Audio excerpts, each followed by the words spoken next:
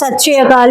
मैं ईशप्रीत कौर एक बार फिर से आप सबके सामने चौपाल चैनल की ओर से आई हूँ। आज ऐसे शख्सियत के बारे में बात करेंगे। हम ऐसी शख्सियत से हम जानकारी लेंगे, चर्चा करेंगे जो एक साथ अपने सेवाएं दो जगह दे रहे हैं। एक साथ ही में इंदौर श्री गुरु सिंह सभा के महासचिव भी हैं और साथ ही में दाता बंदी छोड़ गुरुद्वारा पिपलिया राव के प्रधान भी रह चुके हैं, जिसमें वो अपनी सेवाएं प्रदान कर रहे हैं। तो आज हम चर्चा करेंगे बंटी वीर जी प्रीतपाल सिंह जी से। वाहिगुरु जी का खालसा, वाहिगुरु जी की फतेह। आज आपका चौपाल चैनल में बहुत बहुत स्वागत है वीर जी। आपका भी बहुत बहुत स्वागत है। मेरा आपसे कुछ छोटे छोटे से सवाल रहेंगे, मुझे उम्मीद है मुझे बखूबी उनके जवाब मिलेंगे आपसे। मेरा पहला सवाल आपसे ये है कि आपको आज सिख समाज में सिंह सभा में आए को लगभग 1.25 साल हो चुके हैं। तो जब से आपने ये कार्यभार संभाला है तब से आपको अभी तक में क्या क्या चुनौतियों का सामना करना पड़ा है? वाहिगुरु जी का खालसा, श्री वाहिगुरु जी की फतेह। सबसे पहले मैं पिपलिया राव गुरुद्वारे का प्रधान वर्तमान में भी हूँ जी। उसके बाद आप सारी इंदौर की संगतों ने मिलकर गुरु सिंह सभा के महासचिव पद पर आपने नियुक्त किया। तो जिस रोज से नियुक्ति हुई है, मैं गुरु घर में एक सेवादार के रूप में काम करता हूँ और आज भी सेवादार के रूप में ही काम कर रहा हूँ और आगे भी सेवादार के रूप में ही कार्य करता रहूँगा। अब जहाँ तक सवाल है आपका प्रश्न का कि चुनौतियों का जी, तो 8 नवंबर को जब रात्रिकालीन 3 बजे के आसपास जब चुनाव की घोषणा हो चुकी कि खालसा फतेह पैनल स्पष्ट बहुमत के साथ चुनाव जीत गई है, उसी रोज सुबह सबसे बड़ा जो टास्क था, गुरु नानक देव जी का प्रकाश पर्व आ रहा था और सुबह प्रभात फेरियां आनी थी समस्त इंदौर के गुरुद्वारा साहिबान की जी। तो सबसे पहला हमारा दायित्व था कि गुरु नानक देव जी के प्रकाश पर्व को सारी संगतों के सहयोग से मिलकर उस प्रोग्राम को हमको सफल बनाना है। और ये जान के बड़ी खुशी हुई कि उस टास्क को हमारे प्रधान हरपाल सिंह भाटिया और समुच्ची गुरु सिंह सभा की टीम ने मिलकर कार्य किया और गुरु नानक देव जी का प्रकाश पर्व बड़े ही उत्साह के साथ मनाया गया। वो भी अपने आप में एक रिकॉर्ड था।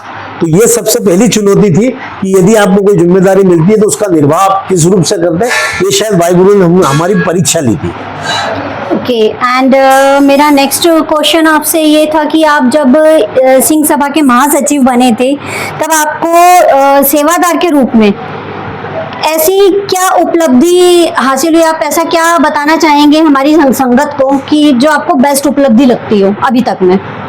सबसे पहले तो सेवादारों के रूप में आपने चुना, तो जितने भी गुरु घर के सेवादार थे, चाहे गुरुद्वारा बेटमा साहब हो, ओंकारेश्वर हो, सुदामा नगर हो, संत नगर हो, तोफाना साहब हो, इमली साहब हो, वहाँ के जितने सेवादारों की सबसे जो आर्थिक स्थिति को मजबूत करने का प्रयास किया, जिससे उनकी सैलरियाँ बढ़ाई जा सके, ताकि उनके घर में खुशियाँ आए। उनको भी पता लगना चाहिए कि कमेटी जब चेंज हुई है तो हमारा ध्यान रख रही है। उसके बावजूद जहाँ तक सवाल है काम करने का, तो हमने हर बारीक से बारीक चीज का अध्ययन किया कि हमको किस सेक्टर में काम करना है, समाज के उत्थान के लिए हम क्या कर सकते हैं, उसके अनुसार हम काम करते गए। और वो सब चीजें आज जब हम वर्तमान में बैठे हैं तो इन सब चीजों का आप भी देख रहे होंगे कि हमने कार्य को बहुत सुचारू रूप से किया। हमने अलग अलग लोगों को जिम्मेदारियां देके उस काम के अंतर्गत डाल के और गुरु घर की सेवा किस तरीके से की जाए उसके अंतर्गत हम काम किया है और कर रहे हैं। मेरा आपसे नेक्स्ट क्वेश्चन ये है कि एजुकेशन के बारे में सिंह सभा का आगे क्या दायित्व रहा है? अभी तक क्या बेस्ट आप लोगों ने पोजीशन क्रिएट करी है? एजुकेशन के मामले में श्री गुरु सिंह सभा इंदौर का दायित्व जब से संभाला है जी, आपने देखा होगा कि गुरु नानक पब्लिक स्कूल जो भी गुरु सिंह सभा के अधीनस्थ आता है, उसमें लगातार प्रोग्रेस की ओर एक समाज का बहुत बड़ा दायित्व जो था उसका हम निर्वाह कर रहे हैं।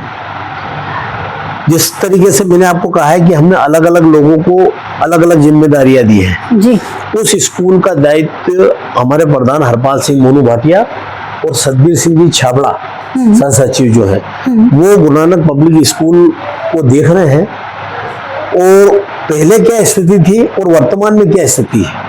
कोई भी संसाधन को चलाने के लिए आप भी समझते हैं कि जब संसाधन में सारी कमियों को दूर करना है जी। तो उसके लिए बहुत बड़ी जरूरत होती है फंड की। जी। उस फंड को हम जनरेट करके उस स्कूल को एक समाज का एक सर्वश्रेष्ठ स्कूल बनाए, उसके ऊपर हम प्रयास कर रहे हैं। और निश्चित रूप से आने वाले समय में आपको लगेगा कि वो इंदौर का एक नामी गिरामी जो स्कूल आते हैं उनके अंतर्गत उसका नाम होगा। गुरु नानक पब्लिक स्कूल में पहले कितने बच्चे थे जब ये आपने पूरा कार्यभार संभाला, उसके पहले तक? उसके पहले मेरे पास एक्यूरेट बहुत मुश्किल से 100-150 बच्चों के आसपास उसकी वो थी, लेकिन आज 550 के आसपास बच्चे जिन्होंने एडमिशन लिया है। और भी बच्चे आ रहे हैं, लेकिन चूंकि समय समय के हिसाब से आपको लगता है कि उसको किस तरीके से मैनेज करना है, तो समय समय के हिसाब से उसको डेवलप करके और कैपेसिटी बढ़ा रहे हैं। ओके। और जैसा कि आपने मुझे अभी थोड़ी देर पहले ये भी बताया कि फाइनेंशियल कंडीशन जो आपका मेन बेस है, उसको आप कैसे आगे प्रॉफिट में कन्वर्ट कर रहे हैं? गुरु नानक पब्लिक स्कूल में ही आपको कितना प्रॉफिट आगे गेन हो रहा है, हो भी रहा है या नहीं हो रहा? आपको लगता है कि हो रहा है अभी पहले के कंपैरिजन में? मैं आपके चैनल के माध्यम से किसी भी कमेटी की कोई बुराई नहीं करूंगा, लेकिन मैं अपनी कमेटी की जो अच्छाई है वो भी आप लोगों को अवगत कराऊंगा। आप भी समझते हैं कि आज इतना बड़ा एम्पायर अगर चलाना है तो उसके लिए आपको संसाधन की आवश्यकता पड़ेगी जी। तो श्री गुरसिंह सभा इंदौर ने यह प्रण कर रखा है कि यदि हमको गुरु नानक पब्लिक स्कूल को सर्वोच्च शिखर पे ले जाना है तो यदि फंडिंग की कोई एक्स्ट्रा आवश्यकता होगी वो भी हम सब लोग मिलकर करेंगे, समाज के लोगों से आह्वान करेंगे। और आज की तारीख में आप देखेंगे कि समय सिर उनकी सैलरियों का वितरण हो रहा है। स्टाफ में जो जिस तरीके से रोबोटिक एग्जाम होनी चाहिए या रोबोटिक पढ़ाई होना चाहिए उसके ऊपर काम कर रहे हैं। इन सब के लिए हर चीज के लिए पैसा लगता है और उसके लिए हम प्रतिबद्ध हैं कि हमको समाज का स्कूल, समाज में जब हमको बच्चों को शिक्षा देनी है तो आपको सर्वश्रेष्ठ शिक्षा जब आप देंगे तो ही लोग आपके स्कूल में एडमिशन कराएंगे। उसके ऊपर हम लोग विशेष रूप से कंसंट्रेट कर रहे हैं और काम भी कर रहे हैं। ओके। तो जो अभी आज की जनरेशन के बच्चे हैं जिनका ज्यादा पढ़ाई में ध्यान है, ज्यादा रुचि रखते हैं, आप उनकी स्कॉलरशिप, छात्रवृत्ति, इन सब चीजों के लिए कुछ आगे किया सिंह सभा की तरफ से? सिंह सभा वर्तमान में जो बच्चे हैं, सिख बच्चों के लिए 50% डिस्काउंट के ऊपर गुरु नानक पब्लिक स्कूल में पढ़ा रहे हैं। सेवादार और कीर्तनकार या पैसा लोगों के बच्चे निःशुल्क पढ़ा रहे हैं। आने वाले समय में भी जिस तरीके से व्यवस्था जुटेगी और समय की जो मांग होगी उसको पूरा करने के लिए पूरा प्रयत्नशील है और पूरा प्रयास करेंगे। वीर जी, अभी दिन ब दिन आगे महंगाई का दौर कंटिन्यू बढ़ता चला जा रहा है, आप भी देख रहे हैं। तो क्या आप आगे मेडिकल से रिलेटेड डिस्पेंसरी, दवाइयाँ, इसके लिए डायलिसिस, मेडिकल वगैरह, अभी हमने सुना रिसेंटली कोई एक नया सेंटर भी गुरु सिंह सभा लेकर आ रही है, तो उसका क्या बेनिफिट है और इसकी क्या सेवाएं उपलब्ध हैं?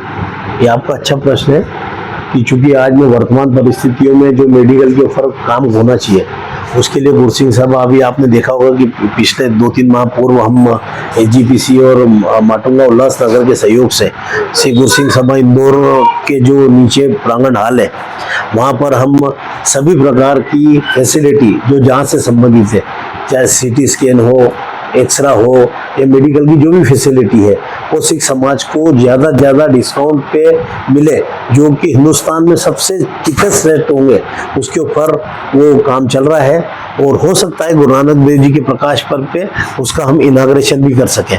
जहाँ तक मेडिकल शॉप की दुकान है, जब ये सब चीज़ें होंगी तो मेडिकल शॉप भी हम बाहर उसको चालू करवा कर और सिख समाज को जो ज़्यादा फ़ायदा होगा वो हम करने का प्रयास कर रहे हैं और आपके सामने वो बहुत जल्दी उसका रिजल्ट भी आएगा। इसमें जो आप अभी मुझे बता रहे हैं कि सिख समाज को ही बेनिफिट रहेगा, क्या इसमें अगर दूसरा समाज कोई इन्वॉल्व होना चाहे, किसी को हेल्प की जरूरत हो, तो क्या हम उसमें सपोर्ट करेंगे? बिल्कुल, दूसरे समाज भी अगर हमारे साथ आते हैं और हमारा प्रयास रहता है कि दूसरे समाजों को भी हम जोड़ के चले। जैसे सिंधी समाज के लिए हमने गुरु नानक पब्लिक स्कूल में डिस्काउंटेड रेट दे रखे हैं और कई गरीब परिवार जो आते हैं जिनकी मदद करने का सवाल होता है उसके ऊपर भी बिल्कुल हम काम कर रहे हैं और करते रहेंगे। ओके। और अभी आज की जो नई जनरेशन है, न्यू जनरेशन, जो नई पीढ़ी आ रही है, उसको इतिहास के बारे में जानकारी या गुरमत से रिलेटेड जोड़ना, या जो अभी आपने रिसेंटली शिक्षा कैंप भी लगाया था, इसके बारे में आपका आगे क्या विचार है? आपने देखा होगा कि इसके ऊपर हम बहुत सारे काम कर रहे हैं, करते भी आए हैं। पिछले 2.5 साल में आपने देखा होगा कि लगातार हम लोगों के किसी न किसी गुरुद्वारे में हम इस तरीके के जो गुरु घर से जोड़ने वाले नई पनीरी को, उस पर काम कर रहे हैं। आने वाले समय भी हम जो राग जिनको जो भी अच्छे कीर्तन कर सकते हैं, सिख बच्चे जो कीर्तन करते हैं, उनको जोड़ के और वो कीर्तन से जुड़े, हमारे गुरुओं से जुड़े, हमारे जो भी हमारा विरसा है उससे हम जुड़े, उसके ऊपर काम कर रहे हैं। और आप मान के चलिए कि इसका बहुत अच्छा प्रतिसाद मिल रहा है और बच्चों में बड़ा उत्साह है। और आगे भी इस तरीके से इस काम को और किस तरीके से आगे बढ़ा सकते हैं, उसके ऊपर हम काम कर रहे हैं। आज का जो डिजिटल ज़माना चल रहा है, उसमें युवाओं को आगे जोड़ने के लिए क्या आपने कुछ प्रेरणादायक या ऐसा कुछ स्रोत बनाया, या आपको ऐसा लगता है कि कुछ ऐसा लिंक जनरेट होनी चाहिए, या ऐसा कोई ग्रुप बनाना चाहिए, या ऐसा कुछ करना चाहिए जिससे कि आज की नई पीढ़ी गुरमत से रिलेटेड जुड़े? मैं आपके चैनल के माध्यम से नई पीढ़ी को आह्वान करता हूँ कि आजकल डिजिटलाइजेशन जो हो रहा है, उसका प्लस और माइनस दोनों चीज़ें हैं। आप उसका प्लस यूज़ करते हुए गुरु घर में अच्छे से अच्छे आप हमारे इतिहास हैं, हमारी गुरुवाणी है, हमारे गुरुओं के जो हम लोगों का इस देश के प्रति या इस समाज के प्रति जो हमारा बलिदान है, उसके ऊपर आप काम करें। और डिजिटल का उपयोग जब भी सक्सेस है कि जब आप समाज हित में कोई काम करें, अन्यथा बहुत सारी चीज़ें हैं, बहुत सारे प्लेटफॉर्म हैं। बाकी इसका और आने वाले समय में, क्योंकि अब एआई का जनरेशन आ गया, उसके बाद एक अल्फा आने वाला है, तो ये डिजिटल जनरेशन का जो युग है ये बढ़ता ही चला जा रहा है। तो मैं आपके माध्यम से युवाओं को एक आह्वान करता हूँ कि आप गुरुमत मर्यादा अनुसार गुरसिक्खी जीवन जिए और गुरु महाराज के दिए हुए वचनों पे आप अपना कार्य। हमारी जो नई पीढ़ी है, उसके लिए आपने मुझे जो भी स्रोत या जो भी प्रेरणादायक जरिया बताया, उसके लिए मैं ये जानना चाह रही हूँ कि अभी हमारे समाज में जो आगे हम जो भी उपराले करते हैं, उसमें हम मैक्सिमम कीर्तनकारियों को ही बुलाते हैं। क्या आपको नहीं लगता कि हमें कथाकारों को बुलाना चाहिए? क्योंकि जितना मैं जानती हूँ कि यदि हम कथाकारों को बुलाते हैं तो जितनी कथाएं युवा सुनेंगे, जो नई पीढ़ी सुनेंगे, तो शायद हमारे इतिहास के बारे में ज्यादा जानकारी मिलेगी उन्हें। यहाँ मैं आपकी जानकारी थोड़ी दुरुस्त करना चाहूँगा कि आपने देखा होगा कि जो बड़े समागम होते हैं वहाँ पे कथावाचक जरूर बुलाए जाते हैं। हाँ। वो मंजी साहब से हो, बाबा बुड्ढा जी से हो, या दिल्ली के बंगला साहब शीशगंज गुरुद्वारे से जो कथावाचक, जो कि अपने आप में जो गुरमत ज्ञान के जो जिनको कह सकते हैं कि इनमें महारत हासिल की हुई है, हमारा प्रयास रहता है कि उन कथावाचकों को हम बुलाएं। और कीर्तनकार साथ में इसलिए कि संगीतीय रूप से जो काट होता है वो कीर्तनकारों के आने के बावजूद होता है, तो ये पूरा एक कॉम्बिनेशन रहता है जिसको हम कोशिश करते हैं। आप कभी भी ये देखना कि जहाँ एक बड़ा समागम होगा वहाँ कथावाचक और कीर्तनकार दोनों आते हैं। आपको क्या लगता है आज की पीढ़ी के हिसाब से कि कथाकारों को लोग ज्यादा सुनना पसंद करते हैं या कीर्तनकारों को ज्यादा सुनना पसंद करते हैं? ये हर आदमी का अपना अपना थोड़ा सा टेस्ट बोल सकते हैं आप, कि हर आदमी को, क्योंकि इसको आप बाइफरकेट नहीं कर सकते। कुछ लोग कीर्तन सुनना पसंद करते हैं और कुछ लोग कथा सुनना पसंद करते हैं। अब आज की तारीख में सुबह लोग घरों में मंजी साहब से जो कथा आती है, कई परिवार मंजी साहब से डायरेक्ट कथा सुनते हैं, और कीर्तन के लिए लोग यूट्यूब या दूसरे चैनल पे जाके कीर्तन भी सुनते हैं। तो इसको कम शब्दों में आंकना मुश्किल होता है, क्योंकि हर आदमी का अपना अपना टेस्ट है। तो चूंकि हमारे लिए तो गुरु की वाणी है, समान है, तो हम तो कथावाचक भी बुलाते हैं और कीर्तनकार भी बुलाते हैं। ओके। और हमारे जो गुरुओं की दी हुई पुरानी विरासतें हैं, जो ऐतिहासिक धरोहर है हमारी, उसके रख रखाव के लिए आपने क्या बदलाव किए हैं अभी? मैं आपके चैनल के माध्यम से बताना चाहूँगा कि पिंडी साहब गुरुद्वारा, उसके बाद बेटवा साहब गुरुद्वारा और ओंकारेश्वर गुरुद्वारा, तीनों में साहब श्री गुरु नानक देव जी के चरण रखे पड़े।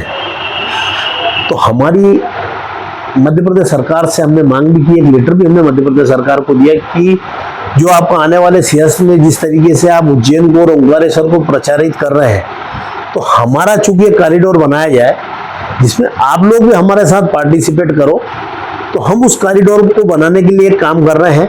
आपने देखा होगा कि ओंकारेश्वर में भी एक जमीन जो कि काफी पुरानी थी और उसको लाने का प्रयास इस नई कमेटी ने किया है, ताकि क्या है कि हम तीनों चीजों को जोड़ के एक कॉरिडोर बनाया जाए। तो हमारे जो भी सिख समाज के धर्म जो इस यात्रा पे जाना चाहेंगे, उसके लिए आने वाले समय में हम ऐसी व्यवस्था जुटाना चाहते हैं कि जो आदमी सुबह से इमली साहब गुरुद्वारे से निकला, बेटवा साहब ओंकारेश्वर होके वापसी इंदौर आ सके। इसके ऊपर हम आने वाले समय में काम कर रहे हैं। अभी आपने बताया कि ओमकारेश्वर गुरुद्वारा भी हमारे सिंह सभा के अंडर में ही है, तो उसकी जो जमीन का मसला चल रहा था, उसकी कानूनी कार्रवाई पूरी हो चुकी है क्या? हाँ, उसकी कानूनी कार्रवाई भी पूरी हो चुकी है। उसके ऊपर बाउंड्री वॉल करके और उसका पूरे तरीके से जो यात्रा में जो हजूर साहब जाते हैं होले मोहल्ले पे, तो वहाँ गुरसिंह सभा अपना कुछ न कुछ योगदान करके एक संगतों के लिए, ताकि संगत को मालूम पड़ सके कि हमारा जो गुरसिंह सभा का जो स्थान है ओंकारेश्वर में किस जगह है। और जो ओंकारेश्वर में धर्मशाला है, चूंकि अभी सियासत के कारण कुछ डिमोलिशन होना है ओंकारेश्वर में, तो उसको भी जैसे ही वो चीजें होती है उसके बाद नए रूप से उस धर्मशाला का हमको निर्माण करना है। वो भी प्रपोजल करीब करीब हमारा तैयार है। इसके अलावा बेटवा साहब गुरुद्वारे में जिस तरीके से मालूम कि नवी जो बिल्डिंग है उसकी उसारी का काम संत बाबा कोला सिंह जी के आशीर्वाद से और सहयोग से हुआ है। और जो 42 कमरे थे उसमें से जो नीचे के तैयार थे और 14 कमरे ऊपर के भी करीब करीब तैयार कर रहे हैं। इसके अलावा जो नवीन बिल्डिंग, जो गुरुद्वारा साहब की जो नवीन बिल्डिंग बनी है, उसका जो इनाग्रेशन है वो अक्टूबर प्रथम सप्ताह में जो गुरु नानक देव जी का जो ज्योति ज्योत समागम आता है उसी रोज हम कर रहे हैं। और अक्टूबर प्रथम सप्ताह में ये संगतों के लिए पूरे तरीके से खोल दिया जाएगा। गुरुद्वारा तोपखाना साहब में जो पुरानी जर्जर बिल्डिंग थी, क्योंकि उसको तोड़ के बनाना इसलिए नहीं कि वो कई इशू हैं, सरकारी इशू हैं, इसीलिए उस बिल्डिंग को बड़े तरीके से इस तरीके से बनाया जाए कि वो जो कमियां हैं उसको पूरी की जा सके। इमली साहब में अभी आपने देखा कि जो इमली साहब गुरुद्वारे की छत टूटी थी उसके ऊपर पूरा वाटर प्रूफिंग करके और उसको इस तरीके से बनाया कि अगले 10 साल की पूरी गारंटी वाटर प्रूफिंग की रहेगी, ताकि किसी प्रकार के गुरु महाराज के रखरखाव में कोई किसी प्रकार की बाधा ना आए। जो सुखासन के कमरे करीब करीब तैयार हो चुका है, आने वाले 2 माह के अंदर वो भी कंप्लीट होके गुरु महाराज के सुखासन की व्यवस्था जो एक बड़े हॉल के रूप में करनी थी वो हो चुकी है।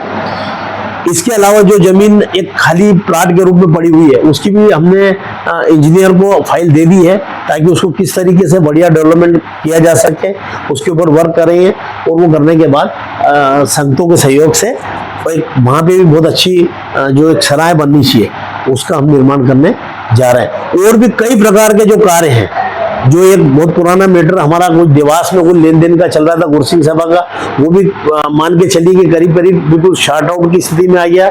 नगर निगम के जितनी लाइबिलिटी थी आज की तारीख में गुरसिंह सभा के ऊपर किसी प्रकार की कोई लाइबिलिटी नहीं है और भविष्य में ना हो, इसके लिए भी हम प्रयासरत हैं कि समय सिर जो भी उसका टैक्स आता है उस टैक्स को भर के समाज को गुरुद्वारा साहब में किसी प्रकार का टैक्स ना रहे, इसके ऊपर काम कर रहे हैं। क्योंकि अभी आपने देखा कि 2.25 साल ही हुए हैं, 2.25 साल के अंदर आवश्यकता से अधिक कार्य किए हैं, लेकिन आने वाले समय में उससे अधिक कार्य किस तरीके से हो, समाज हित में किस तरीके से काम किए जाए, इसके ऊपर काम कर रहे हैं। मैं आपके चैनल के माध्यम से इंदौर की समूची सिख संगत को बोलता हूँ कि जैसे अमावस्या के दिन चौपेरा साहब होता है तोपखाना गुरुद्वारा साहब में, और पूर्णमासी के दिन होता है गुरुद्वारा बेटवा साहब में। वो ये पूर्ण जो चौपेरा साहब है पिछले 1.5 साल से चल रहा है। हम जब छोटे छोटे थे तो आपने देखा होगा कि जब मोहल्ले में कोई व्यक्ति गाड़ी लेता था या कोई मान लो किसी ने और भी कोई संसाधन लिए या कभी ग्रुप में जैसे यार दोस्त इकट्ठे हुए तो पैदल चले जाते थे बेटवा साहब, क्योंकि बड़ा ऐतिहासिक स्थान है। तो चूंकि मैं आपके माध्यम से नवयुवकों को भी आह्वान करना चाहूंगा कि आप ये गुरु महाराज ने हमारे झोली में जो सेवा डाली है हम उस सेवा का लाभ ले सकें, और ज्यादा संगत बेटवा साहब ज्यादा नहीं तो माह में एक बार पूर्णमासी के दिन आप वहां मत्था टेकने जरूर जाओ। वाहिगुरु आपके घर में खुशियां के खेड़े लेके आएगा, ये आपके चैनल के माध्यम से मैं सबसे विनती करता हूँ। मुझे आशा ही नहीं उम्मीद है कि संगत हमको इसमें आशीर्वाद देगी। समाज की आय और संपत्ति के लिए आपने मतलब आगे क्या बदलाव किया? आपको लगता है कि जो समाज की संपत्ति आ रही है, जो समाज से आय आपको जनरेट हो रही है, उसके लिए आगे पूरे सामाजिक हित में ही पूरा कार्य होना चाहिए? बिल्कुल सही है। ये कोई भी जब प्रबंधक कमेटी आती है तो उसको समाज हित में ही काम करना चाहिए, और उसके लिए हम प्रतिबद्ध है कि भैया हमको समाज हित में क्या ज़्यादा से ज़्यादा काम कर सकें। क्योंकि वर्तमान परिस्थितियां जो कोरोना काल के बाद से जो बदली है, उसको भी ध्यान में रख के हमको समाज को किस तरीके से हम आगे लेके जाएं, उसके ऊपर हमको काम करते रहना चाहिए। और समय समय पे, चूंकि हमारे साथ पूरी संगत का सहयोग है, आप सब लोगों का सहयोग है, आप भी इस कमेटी के भागीदार हो, आप भी हमारे साथ सेवादारी हो, आपने मिलजुल के इस कार्य को संपूर्ण करना है, ताकि आने वाले समय में एक समाज उच्च स्तरीय समाज के रूप में तो हम लोग पहले ही काउंट होते हैं। जो दूसरे समाज है वो हम लोग को बड़ा हर तरीके से संपन्न मानते हैं, पर हमको जो कमजोर वर्ग है, जो कि जिनको सहायता की आवश्यकता है, उनको भी हमारी बांह पकड़ के किस तरीके से हम समाज में उनको आगे बढ़ाएं, इसके ऊपर हम प्रयत्नशील हैं। ओके। एंड समाज के जो आर्थिक रूप से परेशान लोग हैं, परेशान परिवार हैं, बच्चों की पढ़ाई है, बच्चों की शादियां हैं, आनंद कारज वगैरह है, या जो बच्चे आगे आकर खुद का रोजगार या खुद का काम करना चाहते हैं, उसके लिए आगे आपने क्या कदम उठाए हैं? क्या हेल्प कर सकते हैं आप समाज में? समाज में कई बच्चियों की शादी करने का जो कार्यक्रम है वो किया है, और अगर यदि किसी को किसी प्रकार की बच्चों की शादी में मान लो आनंद कारज करने हैं, या कोई बारात का एक स्वागत वो है, या मान लो उनके लावा फेरे में किसी प्रकार की कोई दिक्कत परेशानी आती है, तो वो हमसे संपर्क करते भी हैं, और हम उनकी मदद करते हैं, करते रहेंगे। और कई चीज़ें तो ऐसी है कि जो किसी को मालूम ही नहीं होता, वो सेवाएं हम करते हैं, और हमारा दायित्व है। वाहिगुरु हमको हमेशा हमारा हाथ इसी तरीके से सेवा के रूप में आगे बढ़ता रहे, इसके ऊपर हम काम करते हैं। आपने मुझे बताया कि आपने बेटियों के आनंद कारज के लिए, बच्चों की शिक्षा के लिए, या आर्थिक रूप से कमज़ोर परिवारों के लिए काफ़ी कुछ हेल्प करी है।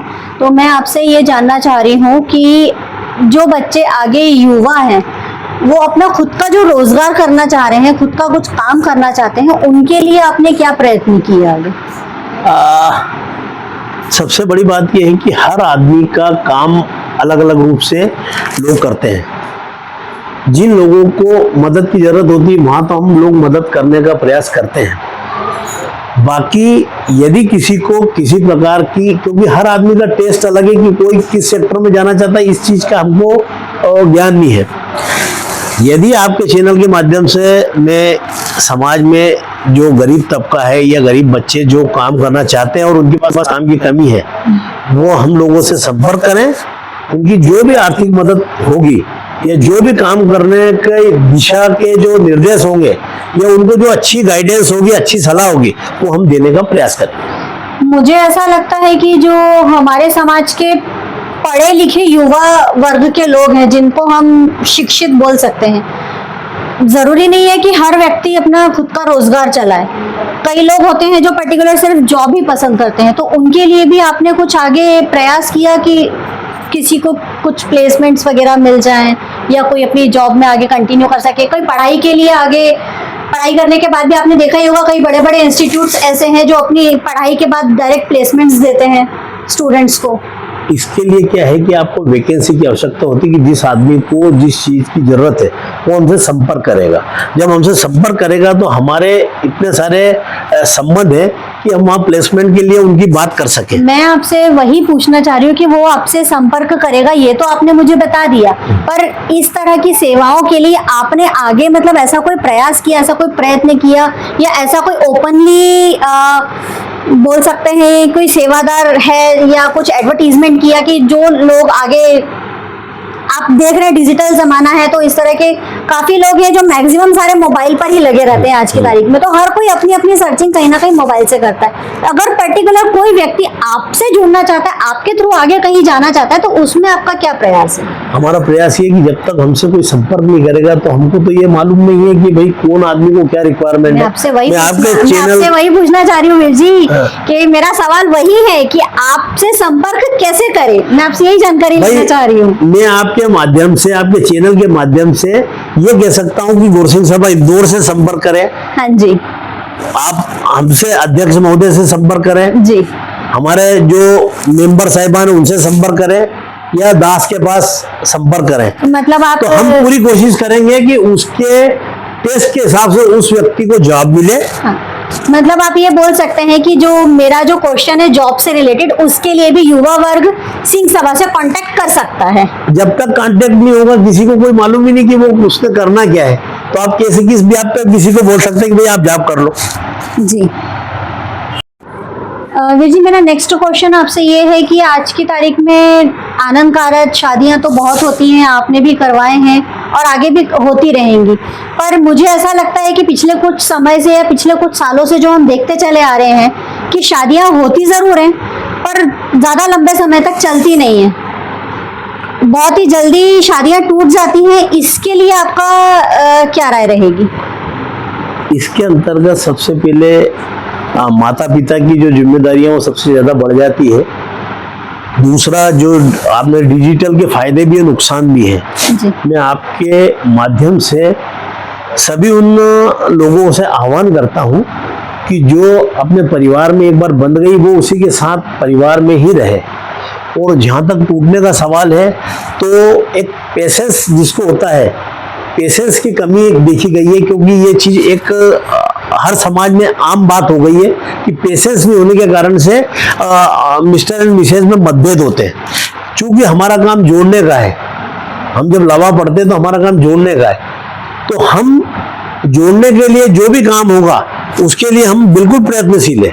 लेकिन जहाँ इस तरीके की बात आती है तो हम कहीं ना कहीं मजबूर हो जाते हैं, लेकिन हमारा मन भी दुखता है कि किसी का घर किसी छोटी छोटी बातों के कारण न टूटे। तो हम आपके माध्यम से ये अपील करते हैं कि जहाँ हर घर में कुछ ना कुछ होता है, जहाँ चार बर्तन होंगे वो खड़केंगे, लेकिन थोड़ा सा यदि आदमी पेशेंस रखेगा तो इस तरीके की नौबत नहीं आएगी, मैं ऐसा समझता हूँ।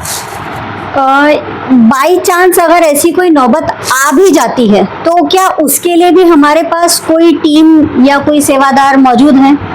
उसके लिए हमने काउंसिल की एक टीम बना रखी है कि अलग अलग पति पत्नी को अलग अलग रूप से समझाया जाए कि आपकी जो जीवन संगनी है या जीवन साथी है, उनकी आपकी क्या प्रॉब्लम्स है, उस प्रॉब्लम के ऊपर वर्कआउट करते हैं। और कई कई इन सब चीज़ों का भी असर नहीं होता है तो फिर वो घर एक तरीके से चूंकि टूट से जाते हैं, क्योंकि आजकल देखा कि एजुकेशन के मामले में लड़कों से ज़्यादा लड़कियां आगे हैं, तो कहीं ये चीज़ भी कहीं ना कहीं एक इशू बन जाता है। पर हम ये सोचते हैं कि जब सब चीज़ें आपने देख परख के करी है तो अपना जो गुरु महाराज ने हमको उपदेश दिया है जीवन साथी के रूप में, आप मिल के काम करो, मिल के आगे बढ़ो, तो निश्चित रूप से समाज का भला होगा। ओके, एंड अभी मैं आपसे नेक्स्ट क्वेश्चन ये करना चाह रही हूँ कि अभी तक की हमारे जो योजनाएं और जो प्रोजेक्ट्स थे उसमें आपका सबसे बेहतरीन प्रोजेक्ट क्या था? मेरे लिए तो ये सारे ही बेहतरीन प्रोजेक्ट थे। अच्छा, मैं अगर बोलूँगा कि ये बेहतरीन प्रोजेक्ट है जी और संगत बोले कि वो प्रोजेक्ट बेहतर नहीं था, हाँ। तो मैं तो वहीं फेल हो जाऊंगा। लेकिन बेटवा साहब गुरुद्वारे का जो निर्माण हुआ है और जो बातें मैंने आपसे कही है ये 100% 100% सत्य है। और गुरु महाराज की सेवा करने में जो आनंद आता है, हमारी 84 काटी जाएंगी, तो हमारे लिए तो सबसे बढ़िया जो प्रोजेक्ट तो नहीं कह सकते, गुरु महाराज की सेवा है, ये सर्वोपरि है। उसके बाद जो दूसरे समाज हित के कार्य हैं वो सब अपनी जगह ही है। मेरा एक छोटा सा क्वेश्चन और है वीर जी आपसे कि अभी इंदौर में हमारे जितने भी गुरुद्वारे हैं लगभग 34 या 35 गुरुद्वारे हैं, 34 ही प्रधान भी हैं। तो मैं ये जानकारी आपसे लेना चाह रही हूँ कि हमारे समाज के जितने प्रधान हैं, क्या उनको ये पता है कि उस गुरुद्वारे के आसपास नियर बाय कितनी सिख कम्युनिटी रहती है? मेरे ख्याल से करीब करीब सभी गुरुद्वारा के प्रधान सेक्रेटरी को ये जानकारी होती है। फिर भी यदि किसी को इस प्रकार की मान लो जानकारी नहीं है, जी। तो आपके चैनल के माध्यम से सभी प्रधान सेक्रेटरियों से विनती करता हूं कि अपने अपने इलाके की सिख संगत की एक डायरी बनाएं या लिस्ट बनाएं, और उस लिस्ट को आप गुरसिंह सभा इंदौर में क्लिक करें, ताकि हम पूरे संपूर्ण सिख समाज की एक पूरी जो जनरल डायरी बनती है उसको बना के हर गुरुद्वारे में दी जाए, ताकि क्या है कि हमारी एक काउंटिंग, एक हमारी संख्या पर हमारा दिख पाए, और दिखना भी चाहिए। तो हम कई बार क्या है कि हमारा नाम ही नहीं देते कि यार मेरे को क्या लेना देना, लेकिन कई ऐसी चीजें आती है, चाहे गुरसिंह सभा की हो, समाज की हो, और भी बहुत सारे सेक्टर हैं जिसमें हमको ये डायरी बनाना आवश्यक है। और सभी गुरुद्वारा के प्रधान सेक्रेटरी से निवेदन भी करता हूँ कि आप अपने अपने क्षेत्र की सिख संगत का जरूर रिकॉर्ड रखें, ताकि किसी प्रकार की कोई अच्छी या बुरी स्थिति निर्मित हो तो आपको उसका ध्यान रहे। मेरा ये सवाल आपसे पूछने का मेन मकसद ही यही था कि जो हमारे प्रधान हैं, यदि वो आसपास की कम्युनिटी के बारे में थोड़ी बहुत भी जानकारी रखेंगे, या कई परिवार तो बिल्कुल ऐसे हैं कि जो बिल्कुल एक हाई क्लास बोल सकते हैं, कई परिवार ऐसे हैं जो मीडियम क्लास के हैं, और कई परिवार बिल्कुल ऐसे हैं जो लो कैटेगरी के हैं। पर जो लो कैटेगरी वाले परिवार हैं वो कोई भी सामने नहीं आता, क्योंकि सभी को अपनी इज्जत प्यारी होती है। कोई भी ये नहीं चाहता कि हमारा नाम समाज में सामने आए। तो अगर वो थोड़ी बहुत भी जानकारी रखते हैं और उस गुरुद्वारे से जो गोलक, जो माया गुरु घर को मिलती है, मैं चाहती हूँ कि उसका 10वां का हिस्सा अगर उस लोअर कैटेगरी वाले परिवार की सेवा में दिया जाए, तो क्या राय है इस बारे में आपकी? मैं आपकी बात से सहमत हूँ। गुरु की गोलक गरीब का मुंह, ये तो हमारे गुरु महाराज ही बोल रहे हैं। और यदि कोई इस तरीके के लोग सामने जो नहीं आना चाहते, आप जब भी उचित समय मिले आप पर्सनली रूप से भी मुझसे मिल सकते हैं। जिस गुरुद्वारे को होंगे मैं उनके प्रधान सेक्रेटरी से भी चर्चा कर सकता हूँ, और किसी का नाम भी नहीं आएगा, किसी को ये मालूम ही नहीं पड़ेगा कि इस सेक्टर में हमने किसी से कोई बात की। तो मैं आपके माध्यम से ये पूरा सहयोग देने का प्रयास करूंगा। मैं आपसे आखिरी सवाल ये बोलना चाहूंगी, सवाल तो क्या, मैं आपसे सिर्फ यही चर्चा करना चाहूंगी कि आप हमारे चैनल के माध्यम से इंदौर की सिख संगत को, सिख समाज को क्या संदेश देना चाहेंगे? सबसे पहले मैं चौपाल ग्रुप का धन्यवाद करता हूं कि आपने एक छोटे से सेवादार को इंटरव्यू के लिए चुना। आपके माध्यम से पूरे समाज को संदेश क्या, मैं एक विनती करना चाहता हूं, निवेदन करना चाहता हूं कि जब हम सब लोग एकत्रित होंगे, हम सब इकट्ठे होंगे, किसी प्रकार का भेदभाव नहीं होगा, तो दूसरे समाज के लोग या दूसरी जो आज के ज़माने में राजनीतिक क्षेत्र में यदि बात आती है, तो हम समाज के अच्छे लोगों को राजनीतिक क्षेत्र में भेज सकते हैं, सामाजिक क्षेत्र में भेज सकते हैं, और जो जिसका एक ओहदा होना चाहिए उसको वहाँ भेजने का हम प्रयास कर सकते हैं। तो मैं यही चाहूँगा कि हम सब इकट्ठे रहें, मिल के रहें, एकजुट रहें, उसी में समाज का, देश का, प्रदेश का हित है। वीर जी, मैं इन सारी लिंक से हटके एक मेरे खुद के दिल दिमाग में पर्सनली छोटा सा क्वेश्चन है, मुझे उम्मीद है कि उसका आंसर मुझे 100% मिलेगा। हम सभी सिख समाज से बिलोंग करते हैं। कोई अच्छा खुशी का प्रोग्राम हो या गम का प्रोग्राम हो या कहीं भी किसी भी तरह की पॉजिटिविटी का कुछ प्रोग्राम हो, जहाँ कहीं भी अरदास होती है, मैंने बहुत सारी जगह पर ऐसा देखा है, पर्सनली देखा है मैंने खुद। कई लोगों के सिर ढके नहीं होते, अरदास के टाइम पर कोई भी जूते नहीं उतारते। मौजे उतारना तो चलो ठीक है, समझ में आता है, नहीं उतारो, पर एटलीस्ट आप जिस जगह खड़े हो अरदास के टाइम पर, एटलीस्ट वहाँ आप अपना सिर चुन्नी से, रुमाल से ढक सकते हैं, जूते उतार सकते हैं। ये अच्छी बात है। गुरु महाराज का मान सम्मान करना ये हमारा नैतिक कर्तव्य और फर्ज है। और यदि इस तरीके की कोई व्यक्ति ध्यान नहीं दे सकता, यही कहूँगा मैं कि कोई ध्यान नहीं दे सकता, तो भविष्य में आप इस चीज़ को जरूर अपने जीवन में उतारो कि गुरु महाराज के मान सम्मान स्वरूप हमको मर्यादा का पूरा ध्यान रखना चाहिए। और ये आप मुगल ने अच्छा प्रश्न किया, क्योंकि ये समाज हित में भी अच्छी बात है और लोगों को जो गुरु महाराज का आदर करने का जो भाव है वो भी आप में होना चाहिए। मेरी खुद की सिख समाज से पर्सनली रिक्वेस्ट रहेगी कि जैसा कि हम सभी सिख संगत हैं, सिख समाज से बिलोंग करते हैं, तो मैं यही बोलना चाहूँगी कि हम कभी भी कहीं भी किसी भी जगह जाएं, अगर जेंट्स हैं तो सभी के सिर पे दस्तार, पटके, पगड़ियाँ होती ही हैं, और अगर लेडीज़ हैं तो रुमाल, दुपट्टे, चुन्नियाँ, जो आपको उचित लगे वो कुछ ना कुछ अपने साथ ज़रूर लेकर जाएं। कब कहाँ कैसी नौबत आती है, कब कहाँ कैसी सिचुएशन क्रिएट होती है, उस अकॉर्डिंग मेरी आप लोगों से सभी से उम्मीद यही बनी रहेगी कि अगली बार से इस तरह से किसी तरह के कोई दुर्घटना दोबारा सामने ना आए। वीर जी, आपका बहुत बहुत धन्यवाद हमारे चैनल पे आने के लिए। धन्यवाद आपको भी। वाहिगुरु आपको चढ़ती कला रखे, हमेशा चौपाल गुरु समाज हित में इसी तरीके से काम करता है, यही मेरी शुभकामना है। वाहिगुरु जी का खालसा, वाहिगुरु जी की फतेह। हमारे चैनल को लाइक, सब्सक्राइब एंड शेयर करें और ऐसी ही खबरों की जानकारी के लिए बेल आइकन को दबाना ना भूलें।